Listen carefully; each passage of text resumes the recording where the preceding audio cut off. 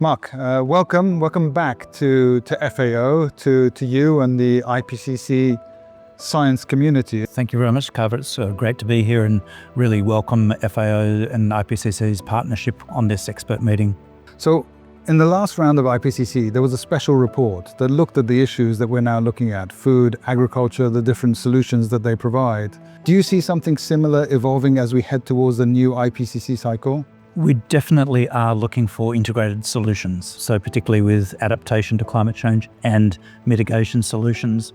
And in that special report that you mentioned, that was one of the key messages, is that almost all of the actions you can take to reduce greenhouse gas emissions from agriculture can also have benefits in terms of adaptation and vice versa.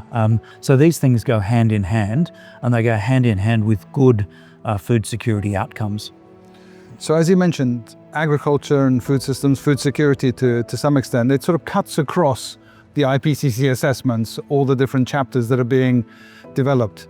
Do you think at the end there's a way of pulling it all together? Well, that's very much what this expert meeting is trying to develop, is that using both single silos like impacts and adaptation and mitigation, then looking at those intersections. The intention then is to be able to take that back to the IPCC so that the authors from the IPCC can use that information in writing a more integrated IPCC assessment. And actually it won't stop there, because as you identify these solutions, we also take those on board in the policy discussions that we have here at FAO. So science becomes the foundation for any kind of agri-food system solution and action that we propose. And I think there's a lot of strength that comes from the branding and the name of FAO and the network that FAO can bring to this.